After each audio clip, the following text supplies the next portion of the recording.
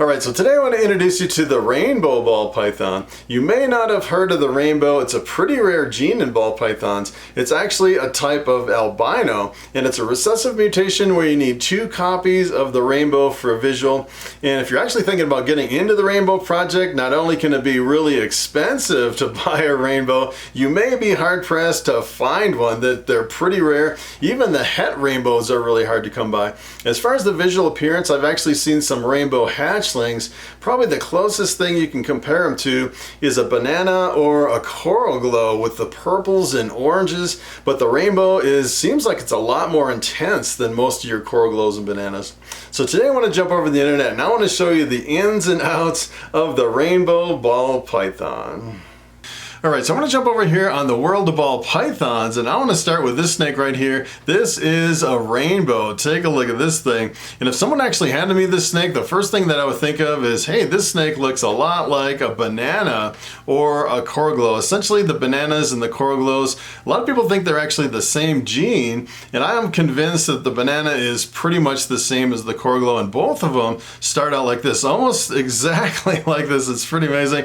I'd say the rainbow, it seems like in this case, you actually have brighter oranges in the rainbow hatchling and a lot more of this kind of a lavender purple background. A lot of times your bananas and coral glows won't be this intense, but sometimes you'll actually get one that is intense of this. The difference between the rainbows and the bananas is that the rainbow is actually a recessive mutation. So if you actually took this and you bred it to a normal ball python, just the wild type ball python, all the hatchlings would come out as normals, het for rainbow. They'd all look normal. Versus if you actually did that with the banana, you take a banana, breed it to something else, half the offspring come out looking like this. They would all come out as visual bananas since it's a co-dominant gene. That's the difference between them. You can definitely tell when you breed them the difference between a rainbow and a banana. And kind of the other thing that's kind of interesting is take a look at this. This is, if you actually take a look at kind of the color and the intensity of the purples and oranges and compare it to this, I actually pulled up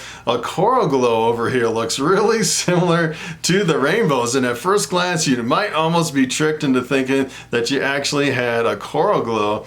And it's kind of interesting looking at the two side by side. But one of the big differences between the coral glows / bananas and the rainbows is when they age and mature. So take a look at this. If you actually took that rainbow and it got some weight on it, look at what a rainbow looks like after it ages and matures. Pretty interesting. It actually turns into more of a two-tone yellow. As a matter of fact, a lot of your bananas will actually turn into kind of a two-tone yellow like this. I actually pulled up an older banana over here and take a look at this. Not only does it turn into kind of this two-tone yellow, but it actually develops a lot of freckles all over the snake, which is a really big difference between the two genes.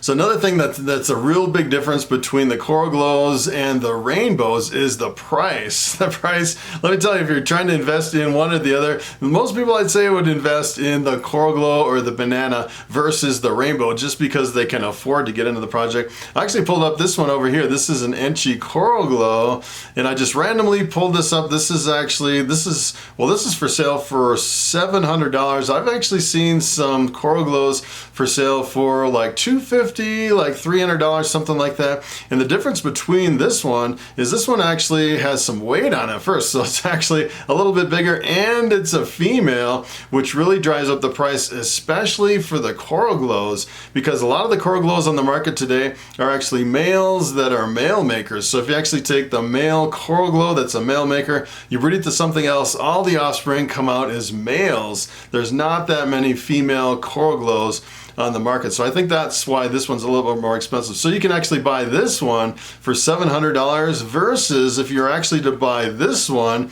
a similar combination with the rainbow instead of the coral glow with the combination of the Enchi. And take a look at the price on this one. This one's for sale for $5,000. That is the difference between the coral glows and the rainbows.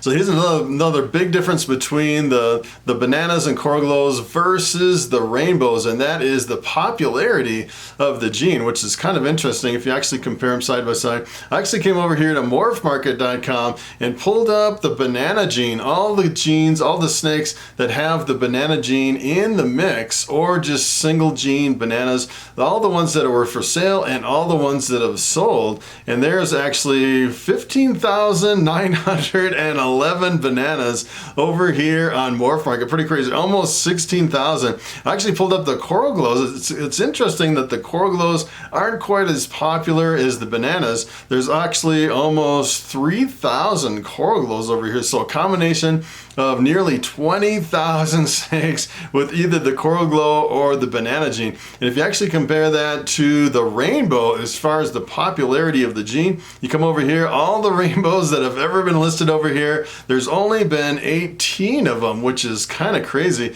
And if you actually look, kind of scroll through these, you can definitely tell, you know, they all have this really kind of like an albino look to them. And as far as the albinos, the albino color is really visually dominant. So if you actually work other genes into it, most coral glows, bananas, and albinos are really visually dominant. But take a look at this snake right here, like this one with a lot of purple in it. You'll never see like an albino or anything like that with like a coral glow or banana. That is really crazy as far as some of the purples that actually come out, and some of the oranges and some of these combinations. Is pretty crazy. If you actually look at just the ones for sale, these have all been sold except for the top 3 right here. There's only 3 that are available, and they're like, you know, $6,500, $5,000, and then this one is $8,000. Kind of crazy project to get into. And look at the purples on this one. This one is really amazing with all the purples with the Inchy Hurricane Hypo. That is crazy. So I actually came over here and decided, all right, so the rainbows are pretty much out of my price range. I can't really afford a $5,000 snake. What if I actually went for the hets with just one copy of the rainbow? Sometimes that's a lot cheaper to get into a project versus buying a visual. I actually came over here and looked for 100% het rainbow, and to my surprise, there's only been 30 het rainbows over here on Morphmarket. That is pretty amazing. It's a pretty rare gene, and out of all these het rainbows, there's only one for sale that is available. Let me tell you, you know, if someone snatched this up, there'd be essentially 0 het rainbows available over here on Morphmarket. So there's quite a few. It's pretty amazing that there's just a few of them. And if you actually look at the price on this one, the one that is available, it's actually a male selling for $550. This is actually a pastel Inchy Ghost. Well, you're paying a little bit for the pastel Inchy Ghost. I'm surprised it's only $550. Sometimes these jeans can actually sell for quite a bit more than, you know, just the hets for a really rare gene like this. It's pretty amazing.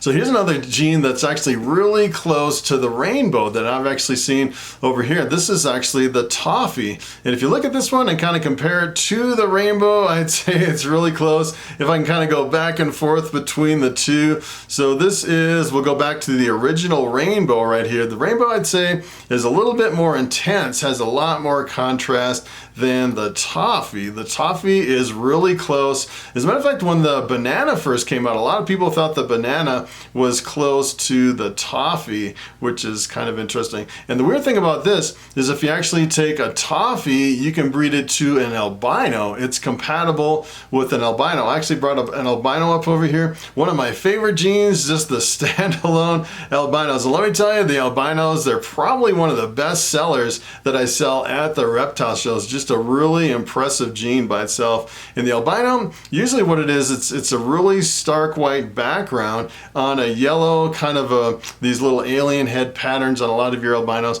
And as the albinos age and mature, they pretty much retain the contrast and the color as they were as hatchlings.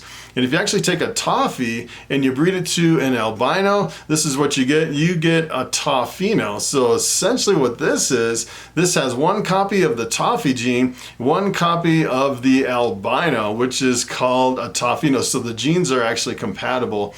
And kind of the interesting thing about the toffinos as they age and mature, they actually transition from an albino looking snake. As a matter of fact, I've seen a lot of people, they'll make toffinos right next to albinos, and they say they can't tell the difference between the toffinos and the albinos until they age a little bit. And the age on the toffinos really changes them. And here's what they transition into. They transition into a toffino that has a completely different color as an adult from the hatchling. And kind of the interesting thing about the rainbow is I've actually saw there's one post on Facebook from 2016 when the rainbow first came out. I think the rainbow actually came out around 2015, so it's only been on the market for about 5 years. And right after it came out, someone actually took a rainbow, bred it to an albino, and come to find out they're not compatible. They got double heads. So it's similar to, you know, the toffees, but it's definitely different than the toffees. You know, when a new gene comes out, I'm always wondering, hey, what happens if you actually take this and breed it to an albino or a toffee or something like that? Is it kind of a spin-off, or is it compatible, or is it a completely separate gene? And come to find out, I'm pretty sure that it is a brand new gene that is unlike anything else on the market. All right, so it is time for the question of the day. And Jesse Wright asks, how many subscribers did you have before you quit your job to become a full-time YouTuber? I'm thinking about starting a YouTube channel, and that is a very good question. Yes, I am a full-time YouTuber. I've been producing videos every single day for about 3 years. I'm up to almost 1,000 videos on my channel, which is kind of crazy. I actually quit my job about a year ago, so I actually was doing my job and YouTube full-time for about 2 years, which let me tell you, that was exhausting. I was pulling my hair out, kind of going crazy.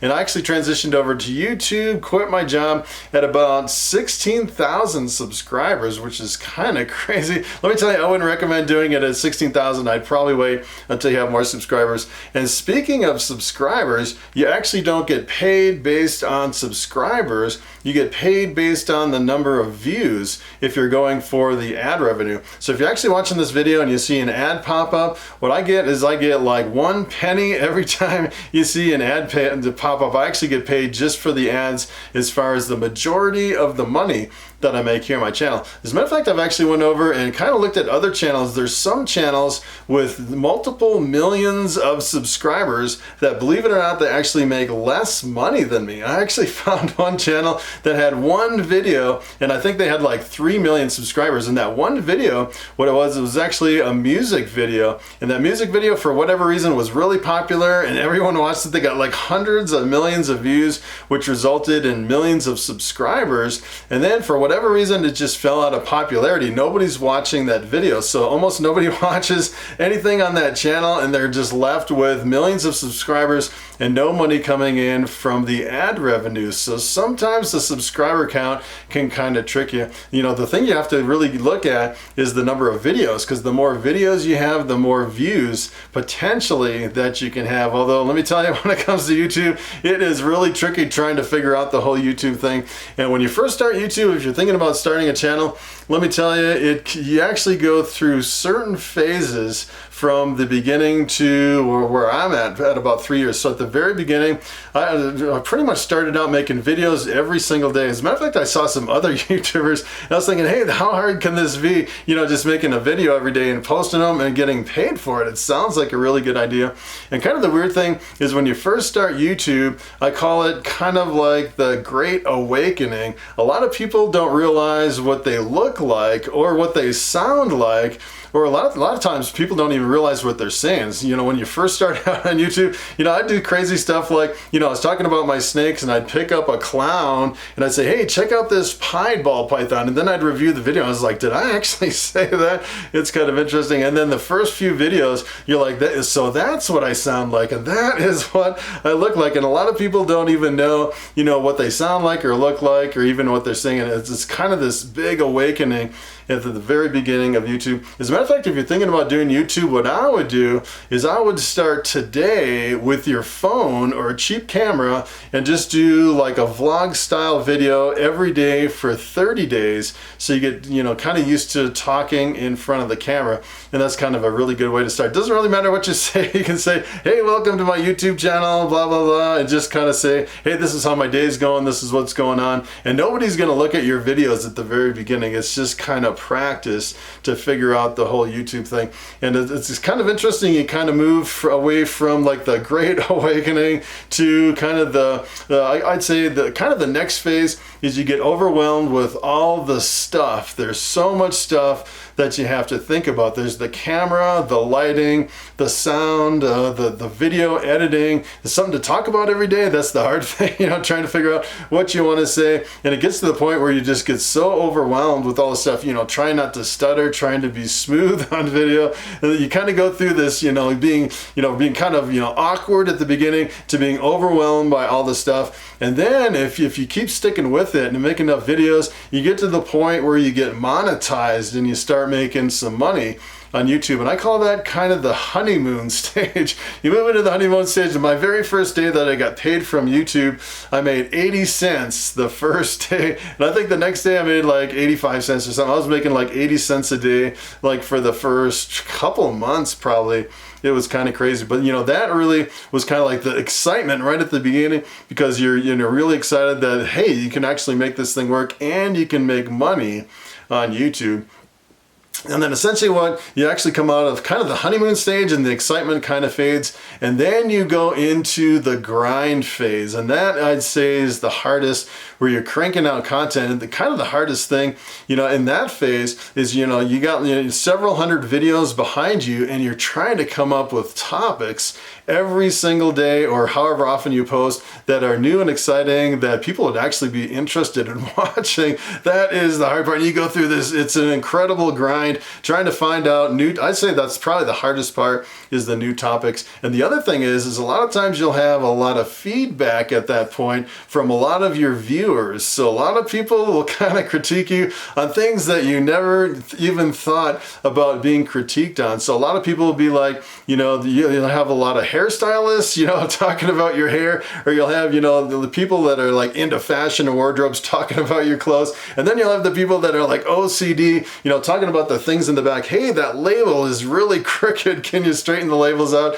on all your tubs and stuff like that? Stuff you've never even really thought about. And then I'm pretty much at a phase now, you know, several years later, about 3 years, and essentially where I'm at now, it's kind of like, I'd say I moved out of all those stages, and it's more like a regular daytime job where, you know, I have certain things that I accomplish at certain times of the day, and it's just kind of a regular routine that I go through. And kind of the weird thing is, if you think about what this job is like, what's it like to actually be a YouTuber, and probably the closest thing that I can relate to as far as what you're actually getting into being a YouTuber, it's kind of like the worst class that you've ever had in college, and that is speech class. It's like speech class every single day, standing in front of the camera, in front of an audience, and then getting critiqued on every speech every single day. And let me tell you, I never thought I would get into speaking and videos and presentation or anything like that. But you know, eventually I'm hoping to get to the point where you can actually make a lot of money on YouTube, but sometimes it takes thousands of videos and multiple years to finally get to the prize at the end of the rainbow. Well, let me tell you, you go through a big transition from the beginning all the way to the end. So that is pretty much it. Thanks for watching, and I will see you in the next video.